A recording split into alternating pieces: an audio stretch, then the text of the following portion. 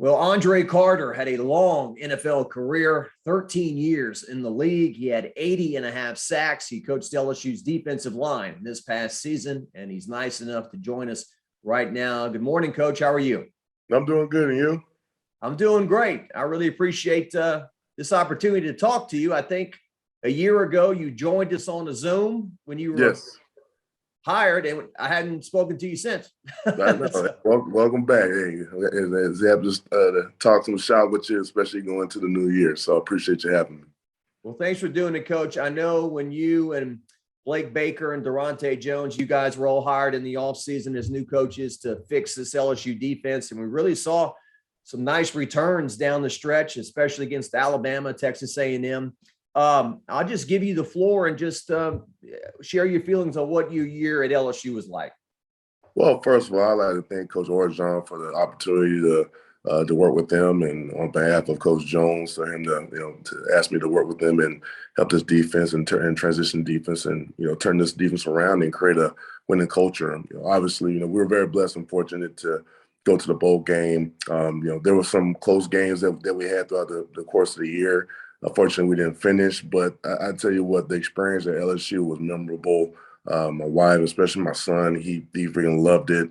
That was probably by far the hardest thing leaving, though. He was definitely in tears because the players, when you coach in the NFL and he hangs around, some of his idols, the relationship's a little bit different than as opposed to go coaching in college, because now he's 14, but some of these kids are 18, 19, so majority of everybody's like his big brother. So it was just the emotional attachment, which I can't fault him for it, but he just loved everything. He loved everything, just the experience of being, just the LSU stadium, the facility, the ability to walk around campus, the relationships that he had with coaches, staff. I mean, everybody was just so kind. So we always said, hey, always a tiger wants a tiger. That's always been the saying, and that holds true. So we're very thankful and blessed for the experience. Coach, your coaching career is relatively young because you played all those years in the NFL. I know you had one job starting at Cal, but after that, your job was pretty much pro jobs. What do you like about coaching college kids, and do you see yourself doing that moving forward? What I think was amazing about coaching college is their kids. I mean, they're young. They're like sponges. When you coach in the NFL, the mindset, like, you already have the talent. The talent is already set. It's more your job to make sure guys don't go off the reservation, and you make sure that you still coach football and teach football, but it's just a different realm. I think in the collegiate, more so, you're dealing with kids that may not have male figures, father figures. And some actually do, but you're like the uncle, you're the dad, you're the guidance counselor, you're pretty much everything all encompassed in one, to make sure they follow the straight path. Is really, I think the similarities with college and NFL, you're always going to be a mentor. For me personally, I'm a living testimony of playing on 3 levels of football. Fortunate to have a long career, and I always told my guys, whether it's collegiate or NFL, it's my right to give back. To give back something that was given to me with all the coaches I had, and give back to something that wasn't given to me. Because you have your ups and downs as a player and as a man, and you just learn from it. And so I always tell my players, whether it's collegiate or NFL, learn through my positives and learn through my faults. Don't make the same mistakes I did. And so that's always been the reward. So I've enjoyed and embraced the experience. Coach, if you can, take me through this last, month, 6 weeks, whatever, when you beat Texas A&M in the regular season finale, and you've got to try to manage a team going into a bowl game when there's new coaches coming in, there's coaches on the staff who aren't staying. Oh, by the way, hey, can you recruit some players for us? And, yeah. I mean, just how challenging was it? It was challenging, but obviously, I had to look at this. Every day I wake up, I'm a tiger till whoever, whether it's the head man, the AD, whoever it is, to tell me something different. So I had to be a professional. I had to come in with, just with my head up high and be a professional. I mean, that was the business. And yeah, granted, it was not easy. Going to the bowl game, obviously, the odds were definitely against us. I mean, we were we were a battered team. You're dealing with players that were on injury reserve. Or I'm sorry, I can't say injury reserve, but they were injured. Right. Players that opted out, which I can't fault them. They got to get ready for the NFL draft, the NFL combine. It's definitely had to take safety precautions. Maybe some ineligible factors, but then obviously the recruiting. That part was tough because it was like, well, what do you tell a kid? And I say, look, I always told kids and the kids that I recruited, and which was hard because though we live in a day and age, especially when it comes to recruiting, kids want to go to the school that they're, and they want to be coached by the one that's recruiting you. And so what I had to do was, I don't like to use the word flip it, but I had to basically flip it and say, well, here's the situation, here are the factors. Um, the way the volatility is just in coaching in general, especially collegiate coaching, and as well as NFL, there's no certainty that I'll be coaching in your lives for 3 or 4 years. It's just, yeah, I mean, you see it. I mean, even if I was there the following year, who's to say that there's an opportunity that comes my way? And coaches, and rightfully so, they need to be moving upward, not lateral. So if it's not in the best interest for me to leave, then shoot, I'll stay. But also you have to take in mind that unfortunately in this business, you're defined by wins, and obviously there was changes that were being made. So I just told the kids this. I said, you have to go based on the love more for the school and where do you see fit. And I always said this to me: if you're a dog, you're going to make it work. I mean, that's the bottom line. If you're a dog and you just have confidence in your ability, and you have faith in school and know the school's going to provide everything that you need from a resource standpoint, education wise, and resource standpoint in sports, then chose LSU. But it was no easy task. It was no easy task. It was tough. Unfortunately, the kids that I recruited hard ended up going a different direction, and you can't take it personal. That's just business. But I'm very fortunate that for Quincy Wiggins, who I anticipate being a great player, decided to stay home. I mean, he's there. He's there. He is Louisiana. So I was very fortunate that, granted, it wasn't about me. I was just happy for him that he made the choice that made him happy. And so I'm excited to see what the future waits for him. Yeah, Coach, real quick on Quincy Wiggins. I joked with him when I was his age. I used to wear sweatpants under my jeans and 3 shirts to make it look like I didn't weigh 140 pounds. And you see a kid built like that at his age, he looks like he can pick you up by the head and just. Oh yeah, yeah, I mean, yeah. Well, you stand next to me, I'm like, golly. He's told me, if once he really understands football and develops his football IQ, I mean, he has the kind of basically that Calais Campbell, Julius Peppers frame already. I mean, the kid's young, and he hasn't really tapped into his potential yet. He's has an upside. I'm excited for him, and so who knows? I hope one day I end up coaching him in the pros and develop him. But overall, just a great kid, and I'm proud of him. And those relationships, whether it's just from a recruiting standpoint, with people like Quincy or in the players that I help coach, I told him, like, this relationship that I have won't end. I said, my cell phone's never changed for the last 20 years. It'll never change the next 20 years.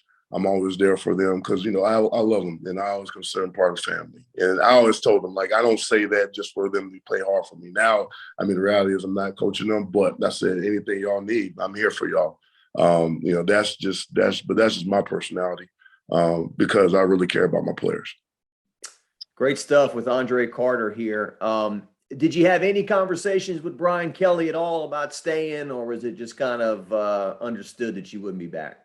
It was just a understanding that I wouldn't be back. And hey, like I said, that's just business. Usually in most cases, it's rare for majority of the old coaching staff or anybody kind of be retained.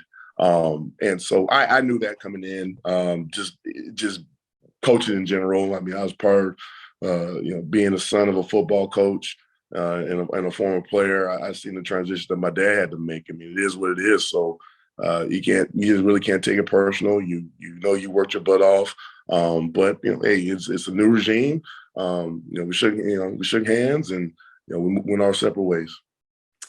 Do you think they're in good hands with him? Do you think he will be a winner at LSU? I think so. Obviously, there's going to be a lot of work.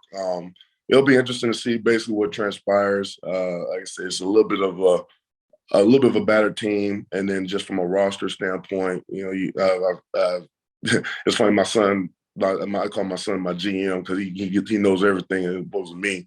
But obviously, from what I've heard, I know there's been a lot of the players have left the transfer portal, and that can hurt you a little bit. But obviously, whatever talent LSU decides to bring in, obviously no player is replaceable. Any players be replaceable. Talent is always hard to come by. But if they find a good, healthy balance to where it's functional, and I think in time they'll be able to get back to having a championship caliber team, hopefully. Coach, you and I are roughly the same age, so I'm sure in the 80s and 90s, we listened to music or watch TV shows. And the older generation, I can't believe you kids are, blah blah blah. Oh yeah, yeah. Oh yeah. Then eventually you get to that age yourself where you start saying, I can't believe some of the stuff that's going on these days. But yeah, no doubt.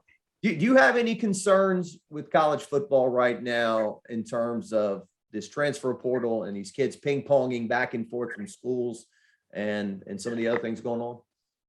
I teeter with it. It's so tough. You can look at the transfer portal in different lenses.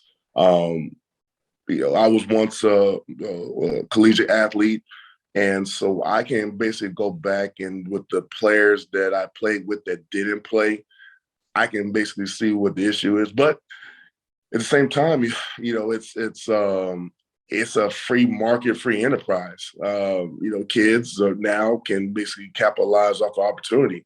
If there's a kid that isn't playing, and it could be for a reason. Maybe he was just, not a good kid. I can't say that. That's a bad choice of words. But I think in the end, maybe talent-wise, he didn't match the caliber that everybody anticipated, and he got pushed to the wayside. Things like that do occur. I experienced that as a former collegiate athlete, to where kids at the end of the day, kids do want to play. And you also take account of this. Kids also go to institutions based on a coach. Well, if the coach leaves, and it could be a position coach, it could be a head coach, and a new coach comes in and that player was not recruited by them, well, players have to make some decisions. So I see it in different lenses. The issue is there was a number. I know there was like 300 and something players that tried to enter the transfer portal. 16% of those kids got picked up. So that's small. Yeah, that's small. So kids have to understand that if an institution or outside your institution, they don't know who you are, the chances of you getting picked up are slim. And they have to understand, if you have aspirations of going to the NFL, just understand, once that team gets you, you can't just say, hey, I want to be traded. It doesn't work like that. Good point. It doesn't work like that. Like I said, I've seen it both lenses. I do understand, especially from a kid standpoint, where you're not playing, and now if a kid is really busting his butt and really trying hard and doing his damnedest to get on the field and it's just not working out, okay, you got to weigh out your options. How is that? Is it far or none? We don't know. It's all based on the kid, and that's a lot of freaking research to do. So I totally get that. And then once you add the NIL component on it, Pandora's box has been open. So it's a lot. And I know we and I come from a different generation where we're just old school. It's kind of like, gut it out. It's funny, like I had the same conversation with my son yesterday. He's like, and obviously he hit Joe Burrow. I'm like, oh, everybody talking about Joe Burrow. Okay. So But Joe Burrow, but real quick, Joe Burrow was a graduate transfer where he earned his degree, and then there you go. Thank you. Okay, there you go. Help me out. You gotta get my son on here. Help me out here. You know, it sounds like he should have a podcast, not me. I told him, man, you may have to have one. You know, it's these kids, man. The accessibility for information is crazy. They know more than us, sadly. Yeah. But well, now you know, like Joe Burrow, obviously a grad transfer. But it's like I said, it's tough. Like I said, I empathize for the kids, especially that aren't playing. You know, especially when especially major changes. And like you said, we're an example of it with you know, the example of it is with you know, LSU. You know, especially with the, you know, the DBs that have left in the transfer portal. I get it. You know, Corey Raymond is a great coach, a phenomenal coach. You know, he inspired those players to play. You know, but and so you know, you see kind of what happens. But at the same time, you got to understand. Okay, well, whatever school you decide to choose from there, and you move forward, and you do get picked up. All right, now you got to make it work. You can't make excuses now. It is what it is now. You know, so you got that one, you know, one chance, and, you know, make it work and go on from there. Well, and I thought about it yesterday, and you know, Kevin Faulk, who was on the staff with you this past year. Yes. LSU's all-time leading rusher, played 4 years of college, played every bowl game that LSU was scheduled to play in and all that. And I'm not being negative against what's currently going on. Who knows, if Kevin Faulk was playing here today, he might have been pressured not to play in an Independence Bowl or whatever. Yeah. Oh, and, yeah. So, you know, it's apples and oranges, I guess, to an extent. Always. It's different. I mean, it's I think it's just the way the world is now. And I get it. I don't fault a kid for it. It's just, you know, it's just different times, different process. I think, you know, in comparison to, you know, back then to now, you know, there's more money on the table. So you got to look, you know, at the well-being and as like I said, I see all that different aspects of it. Yeah. And the NIL stuff, and you're a defensive line coach coming on to talk to me about football. We're getting really into the weeds here, but oh yeah, you know, but you do. I mean, you've heard about this stuff. I mean, the NIL stuff, coach, isn't just some kid doing an ad for a local pizza joint or whatever. Oh, I mean, man. we're talking we're at your level at LSU, Alabama. Right. We're talking about very large sums of money, and No doubt. You know, and then I guess the question is, when do the kids kind of be viewed as mercenaries instead of, you know, benefiting themselves? Yeah, I mean, that's big, and that's what you're dealing with. And it's very concerning, you know, especially if you're a coach. Let's say you're a coach and you get into it with the player. It's like, you know what, I'm gonna sit you down, I'm gonna bench you, I'm not gonna start you.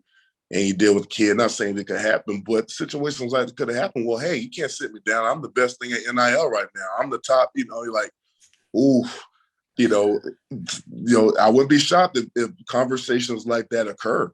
And I'm all for, you know, I was never against NIL. I think NIL is definitely a good thing. You know, especially when you're dealing with kids that never had, you know, came from tough backgrounds. You know, it's a tough balance just being a student athlete when you don't have, you know, a certain amount of money just to survive, you know, month to month. So it's good. You know, it's just now how do you control it, and that's always going to be the, you know, the $1 million question. You know, just because that's more money, you know, more money involved, and then now you're dealing with it. My concern, especially some of these kids that never had money, now you're dealing with a kid that, well, is he in debt already? You know, is he buying up more than he can chew? Is he giving money to family members? You know, if the kid leaves the institution, like how far is in debt is he in? You know, just now you got to create an avenue of having these kids understand, you know, financial success and financial longevity. That's tough. I mean, that's tough for a kid that's 18, 19, you know, 2022. I mean, it's already tough now as a pro athlete because unfortunately 80% or 75% of players that retire end up being bankrupt. So now the number could be even higher once you deal with these kids with big NIL deals. You know, I hope it doesn't happen, and I hope institutions that are successful can provide some type of avenue, or create a avenue to, you know, teach kids, you know, financial education, whether just and it doesn't have to be, long-winded, but just the bells and the nuggets and the nuts and bolts of this is what you need to do. Okay, you have money. Well, why don't you put this away in a certain account? Don't touch it because you never know when you might need it. Those things I think are important and crucial. But like I said, it's Pandora's box has been open. We'll see kind of how these things transpire from 5-year, 10-year, 15-year increments. It's a great thing, but it's also a scary thing as well. Really great stuff with Andre Carter here. And, adults, I don't know how to do my taxes. I bring it to somebody else and they I'm do the same it, way. right? I mean, an 18-year-old kid, what? I got to pay taxes on, Oh, yeah. on that? Or, Yeah. I'm the same way. Trust me. I can't mess with that stuff. And just circling back real quick, I mean, you guys show up at the Texas Bowl for that rodeo event. Yes. And it's like the first time I've seen the team since the A&M game because there was no media availability for any of the practices. And so right. It's like a mystery. Who's showing up today? So it's like, I okay, know. there's Andre Carter. He's still here. Yeah. Oh, yeah. There's Jake Peets. There's Dante Jones. Yeah. Oh, yeah. Coach Brad Davis, and I'll tell you this, Brad Davis, probably by far one of the greatest men I've been around. Was a great mentor for me. And I commend him for the exceptional job he did, just being the intern head coach. I felt that the players responded to him well. He was organized. Just overall, I just had to say it because he's, out of everybody that I miss out of LSU, he's definitely one of my guys that I'll freaking miss. And I'll go through a wall for that guy. He was just such a phenomenal man of character. And like I said, I love that dude, man. He's a great human being, and I wish him the best of luck at LSU. Coach, I talked to him at the bowl game, and I said, if you weren't a likable guy, there could have been some animosity. Like, he's the only coach being retained. Why does he get to stay, and why do I have to leave or whatever? But Blake Baker said he gave him a bear hug when he found out the news that he was being retained. And it just seems like everybody that's come into contact with Brad Davis has nothing but just glowing things to say about him. Oh, yeah, great things. Like I said, he just had a great work ethic. I've heard him coach on the line, just no nonsense, old school, but that's just what it is. And then him being just from Louisiana, that I like that because there's more. Like I said, I'm passionate, and I'm passionate about the game.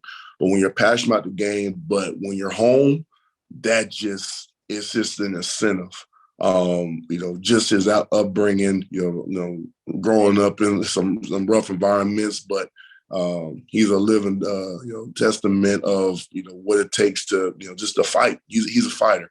And he did such a great job. I don't know if you saw his post game after the Texas Bowl, but he actually apologized and was almost getting teary-eyed, choked up about he was coaching the team and you guys didn't win. And I think anybody who kind of had a brain said, "Well, coach, you're coaching 38 guys. You got John Trey Kirkland playing quarterback. I don't think you have anything to apologize for." But no. Spoke to his character also. It sure did. And like I said, the odds were against us, but he did not flinch one bit, despite, the number of scholarship players that we had.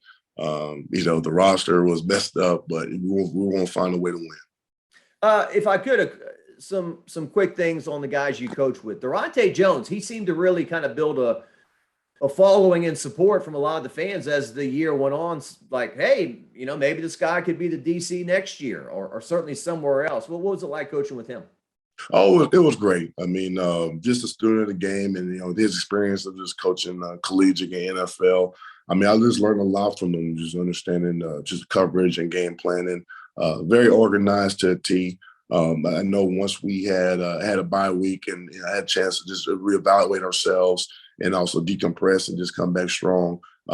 It was just, we were going to come out swinging, and and obviously it started with Bama and continued going from there. And then you're like, damn, I won the Bama win, won the Bama game, but that was experience. And but for us to fight and then obviously the finish against Texas A&M and put us in the bowl, because like I said, nobody gave us a chance, but And to be frank, it was like, look, you knew guys weren't going to play in the bowl, but regardless, we're going to fight. We want to finish on a winning note, and we did. That last game of the season. So living testimony. Big shout out to him. He did an exceptional job. Yeah, you look at that Alabama game, Coach. I mean, I know. Margin for error, man.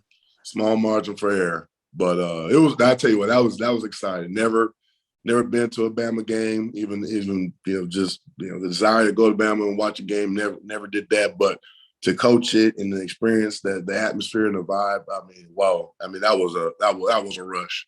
I enjoyed. I didn't enjoy the loss, but I enjoyed the experience. It was fun. Well, the object is to win the game, and obviously, No doubt. moral victories and all that. But I will say, all those people that packed that stadium, they were forced to stay in their seats to the very end. They thought it was a 30-point spread or whatever you guys were. We might lose. Oh yeah, yeah, I know. It was close. You wish would have had that one back. Yeah, and they're in the national championship. Just goes to show you, That's it. Yeah, yep, that's it. It happens, man. It can happen to anybody. So, and just rewinding a little bit more, I bounce around, Coach. My apologies, but no problem. You beat Florida and you find out your coach is fired, and he's got to navigate this thing for 5 games through the end of the regular season. That's another unprecedented thing that we've never, we haven't seen that before. Yeah. What was that like to have to deal with that? I never heard of that. That was a first for me, and that was a first for everybody.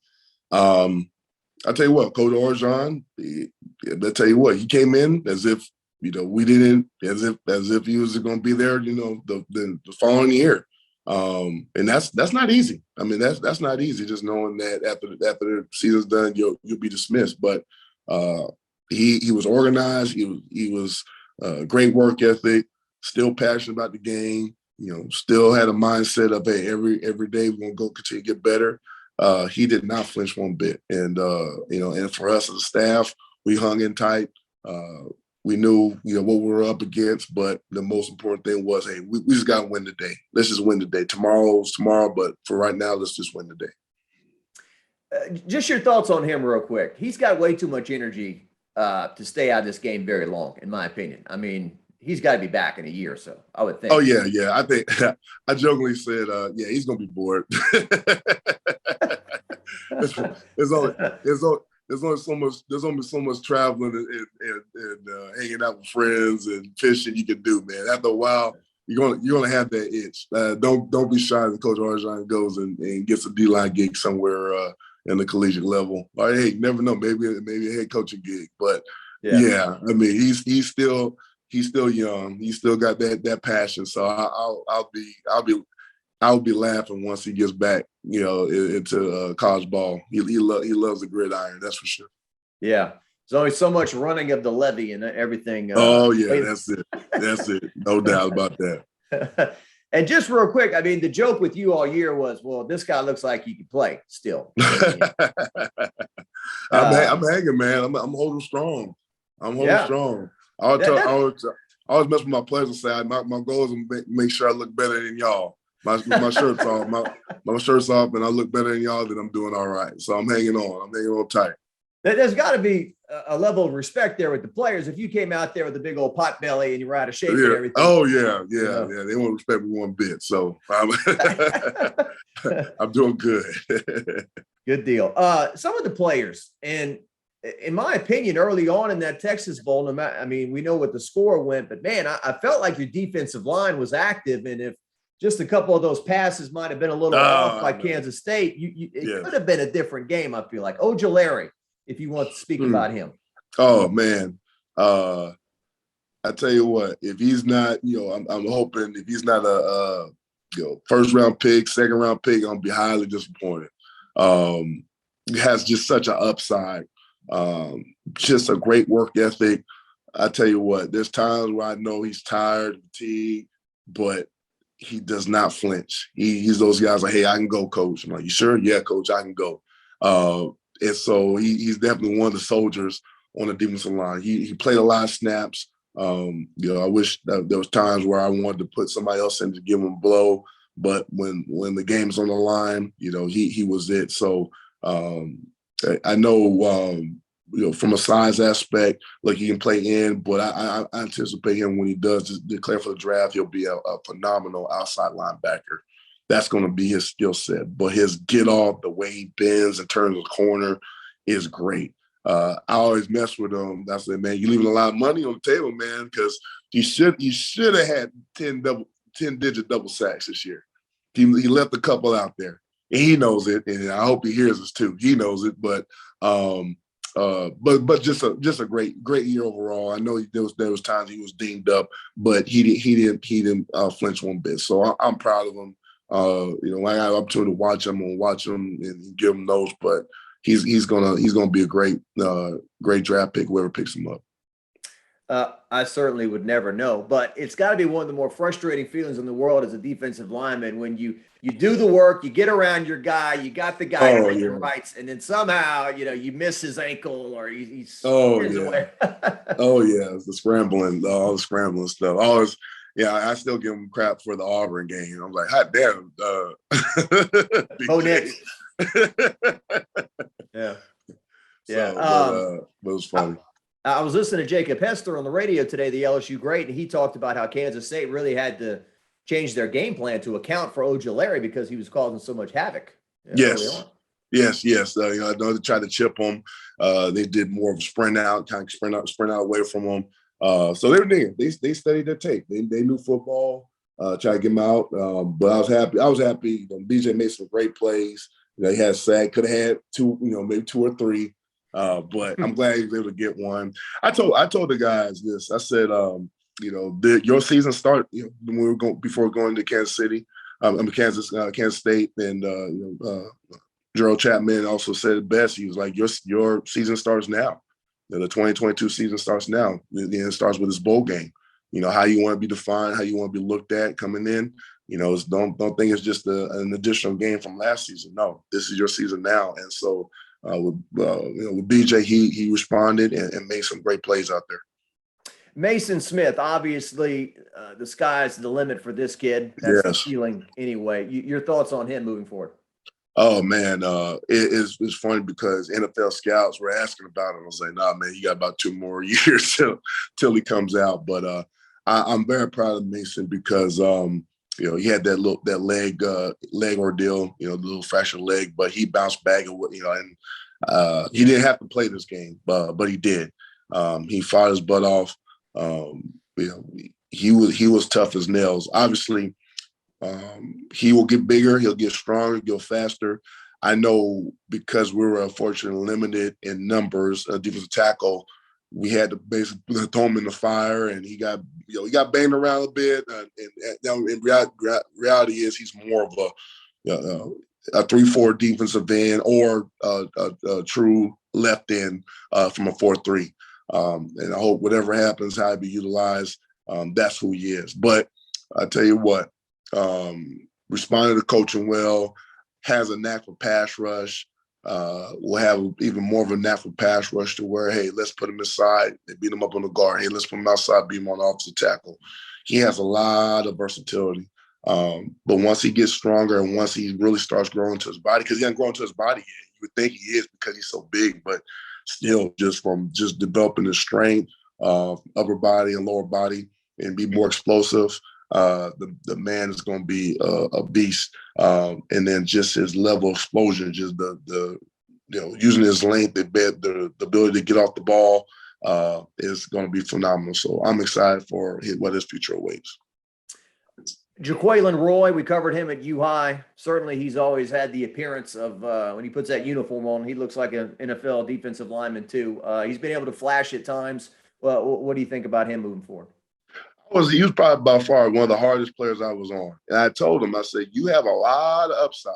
And there was times where he did turn it on and showed. I continued to push him. I said, look, at the end of the day, don't just be a flasher. Being a flasher doesn't help you. It's more just being more consistent. And hopefully he ends up seeing that.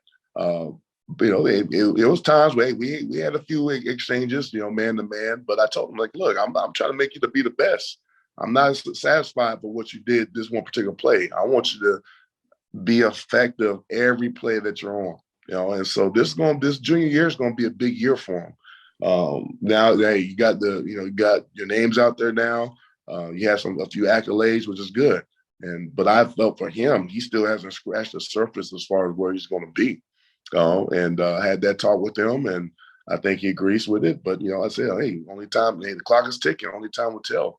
But like I said, I'm always proud of him. I'm probably punch him a little bit on the shoulders. Hey, let's get going. That's just that uncle nephew love type deal. But he has a lot of development and continue to grow, and I think he'll be a great player. Well, when he has a huge year next year and he's a first-round draft pick, he'll say, I'd like to thank my defensive line coach, Andre Carter, who got on my butt and pushed me. Hey, that'd be all good. I'd be happy for him. A guy we covered in high school, he was our player of the year, and naturally there's always that transition from high school to big-time LSU football. Savion Jones from St. James. What did you see out of him this year? I'll tell you what, little bit of he was a late bloomer. At times, we were in the, obviously we lost Drew Cherry. So once Cherry went down, Soren Nufanua ended up coming in and taking the majority of the reps. But there was times where I was like, all right, Savion, let's get ready and going. Savion had made some great key plays for us during the course of the year. And there's times there was times I wanted to put him in more. He was averaging probably about 10 snaps a game. And hopefully, there was times where he ended up being maybe 15, 20 snaps a game. But he's another kid like Mason who's he still hasn't grown into his body yet. But I feel like he has great explosion, great power. Just told him, hey, man, this football. You play D-line. Don't think. You don't need to think, man. Let the linebackers think.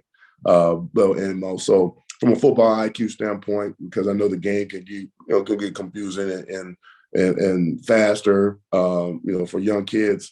I say, man, once you really understand the game and understand your body, how it works, you're going to be a great player. I feel this sophomore year he's gonna step it up, and I'm excited for him. He has great length, long, and he's actually more powerful and stronger than what people think.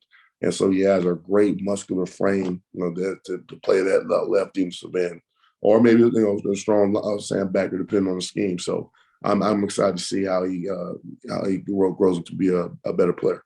Yeah, growing into your body, that's a fascinating topic. That goes back 30 years to like when Shaquille O'Neal came here to play basketball. He was 7 feet tall, but he was clumsy. He had to get coordinated. That's it. It just takes time. It takes time. So it's a good thing about SEC football, man. It'll make you work, and then one day you'll just click and you'll figure it out from there. That's got to be the biggest motivator to line up against a guy. Maybe realize I'm not on this guy's level, and then have to work in the offseason to get there. I would think. Oh yeah. I think it's all levels of football. I mean, I remember being a scrawny kid. I was probably the same weight as Savion, and getting tossed across the grass. But then I had a coach that just believed in me, and coming in my sophomore year, going one-on-one, I'm striking against one of our strongest offensive tackles, and you're looking at me like, oh, okay, all right, you got a little strong. I'm like, yeah, I can hold my own now. So it just takes time to one day it just eventually clicks. So it's good. I'm excited for these kids, man. They're so young, and they all have an upside. Jacobian Guillory. I should ask you about him. I would assume also. No, Jacobian was very great and functional for us. Competitor. Always, he's usually hard on himself. And guy got to reel him back in. He's a pleaser. Strong at the point of attack. I know he's built more basically like a 3-4 nose tackle. And then he can play a little bit of the ability to play a shade on the center. First and second down run stopper. I wish he had that thing. I had opportunity for a tackle for loss against Kansas State that he missed. He looked down. I was like, don't look down. Hey, move on. But he was just very thankful. He came to me and said, "Thank you for giving the opportunity to play." And I say, "Man, hey, we're in this together.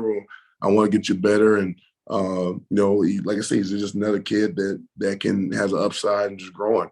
I think what's tough with some of these kids is, every day you got to preach to them. Study football, learn football. Don't just say, "Oh, I know the call, I know where to line up." it's more than that. It's just understanding formations, understanding your opponent. It's hard. It's really hard to get, and that's just with, I'm not talking about our guys. I think just in general in the conversations I have with other coaches, whether it's collegiate or NFL, as much as these kids love playing, like, I think there's a difference between liking playing football and loving playing football. If you really love playing football, watch film. It's a difference. And I say that back. They may love football from a competitive standpoint, which is good. But now, how to develop your game, you gotta watch film. And be honest, it's tough. It's tough, but that what makes you either average, good, or great, or elite. Those are things that matter. So, and that was stuff I learned as a former player. This is great stuff. I'm learning a lot today from the great Andre Carter and three other guys you coach who are moving on: Andre Anthony, Neil Farrell, and Glenn Logan.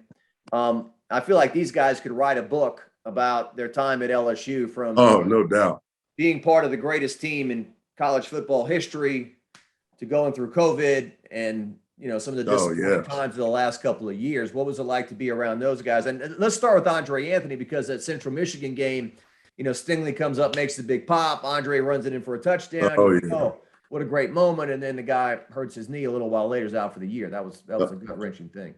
Oh, man. Well, one thing about Andre, and, he was funny. He reached out to me a few days ago, check up on me. I mean, that's the type of guys that you love, man. And he didn't have to do that. And he's one of those guys that I know I have a relationship, from, 5, 10, 15 years from now.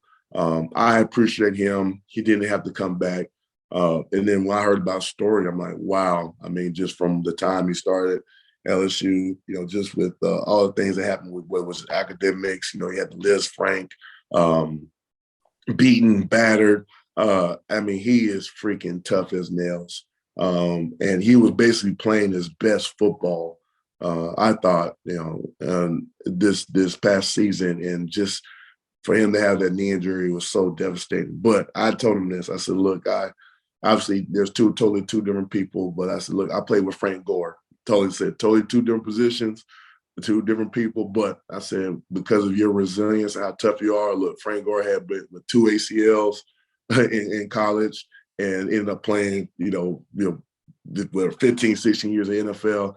I said, look, if you're as tough as him, then you'll come back. And right now, I mean, he's rehabbing his butt off. I think he's jogging a straight line right now. So it goes to show you, like, he's ready. I really hope that he gets just an opportunity, just one shot, whether it's just being drafted, undrafted free agent, practice squad, whatever it is, man, just go out there and fight. He has a chance to go out there and play some good ball. So, I'm his biggest fan and biggest supporter. I really wish the best for him. He was coming into his own, using his hands, playing the run, great pass rush. Yeah, getting a good feel for the game where things were really just kind of starting to sink in, taking advantage of creating big plays.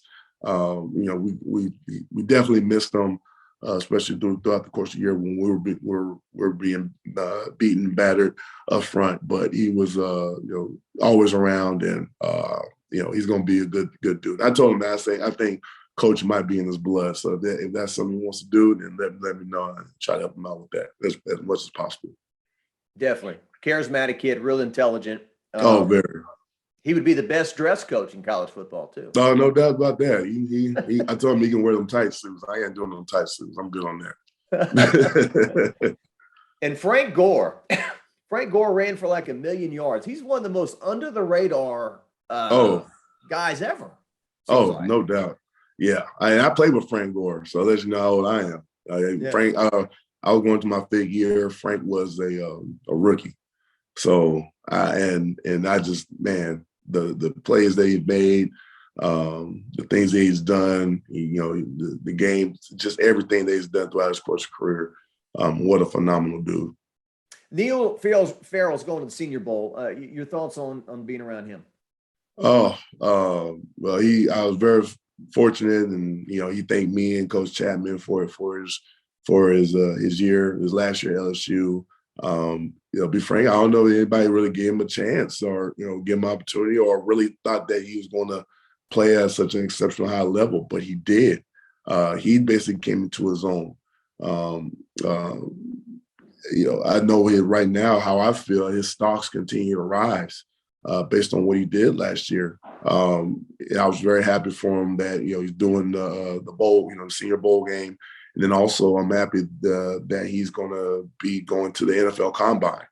That alone speaks volumes of, oh yeah, they know now. NFL teams know when you get invited to the Combine, despite whatever happened the year prior, despite your record as a team.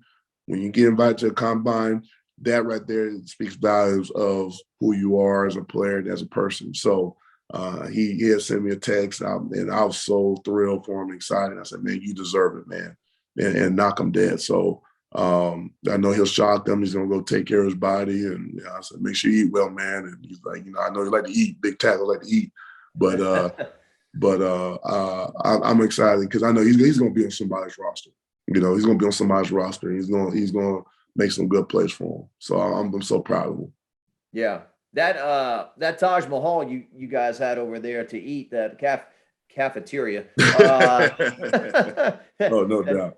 That's a double-edged sword, huh? Great recruiting tool, but hey, wait. Yeah. No ice cream today. Oh yeah. To tell 19, 20, 21-year-old, hey, you gotta be on a diet. I'm like, diet? I don't know about no diet, so that's always something. That's always fun. I've kept you way too long. Let's finish with the Green Goblin, Glenn Logan there. What do you think about him? Oh man, I was fortunate with him. He had some setbacks, with the foot ordeal. But man, when he came back, there was definitely a difference in just our mentality inside. When we played against Florida, that was Glenn's first game back. Neil and him just fed off each other, and I was like, okay, we got our dudes back. It's unfortunate that he had the foot thing again, but I couldn't be much prouder than him. I mean, just his level of bravery, his resilience. I mean, toughness, and there were times where I was like, I know he's hurting, but he didn't. He didn't stop. He didn't quit. He knew that we needed him, and I appreciate so much his bravery. And there's always talk about players, whether it's collegiate or pro, you have a certain badge of honor. He got it. He earned it. Nobody will ever forever remember it. I'll remember it for his lifetime, because when we needed him, he was always there. So I wish him the best of luck wherever he decides to do. Yeah, that Florida game, you sealed the game. You guys rushed, and then Damone Clark, like an outfielder, he was. Oh man, yeah.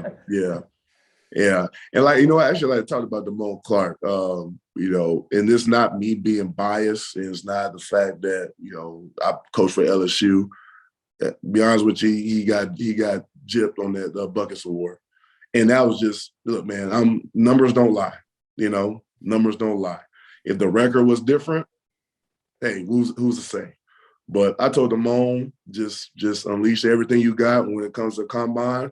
You know what you got to do. I'll work everybody and be the highest draft linebacker in the world, regardless of record, regardless of accolades. I said, he's going to be I can see him, Lord willing, being a 10-year plus linebacker in the NFL. His leadership, his passion, you didn't have to, he had no ounce of quit in him. He fought to the finish. Yeah, there's frustrations, in every team when you're not successful, but he played as if we were like 10-0 every game.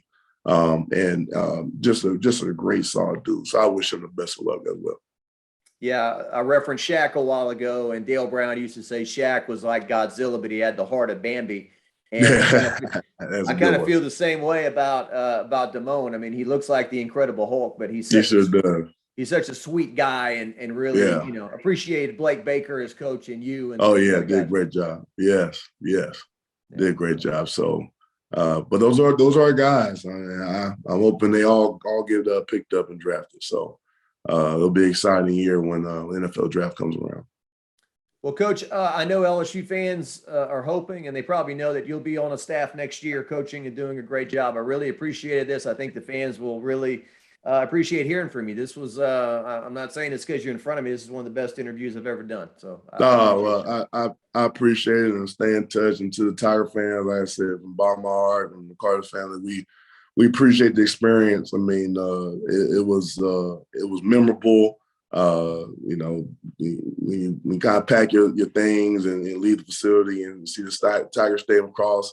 Man, it's just you know, there's sadness, but there's happiness because it's, you know what, dang it, I coached here and had a good time. I mean, had one of my family members came in town. One of our good friends, she hosted them, and you know, make a long story short, you know, our game's at 7, and my cousin's like, "Hey, man, your friends picked me up at 12. You know, for going at." I said, "Oh yeah, you want?" But he's like, "But it's 12 o'clock." I said, "Don't worry, they're gonna take care of you." When I saw him on the sideline, he was like, "Man," I said, "I told you." I said, "That's what they do here, man. That when it comes to tailgating, they get ready." And him and his friend never experienced anything like that. You know, that's true Southern hospitality. And all the places I've been, you know, the restaurants and just hanging out and just meeting people. I loved every amount of it. My son just, you know, that one hurt because my son loved it. You know, just meeting people, made a lot of friends out there, from the players, the staff, to the people. You know, there are people, you know, that just reached out saying, "Hey, we'll miss you." And I was like, so I got a lot of love for just Louisiana in general, Baton Rouge in general.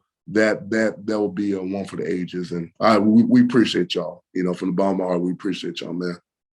What was Tiger Stadium like? I know I've wrapped this interview 5 times, but when you were on the sideline there, like for the Auburn game, when it was, you know, packed Oh in my that field. gosh.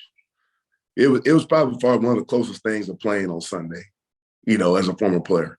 It was like it was electrifying. And to be honest with you, it was probably louder than most NFL stadiums. There's just a lot of pride, like a lot of Louisiana pride when it comes to home games.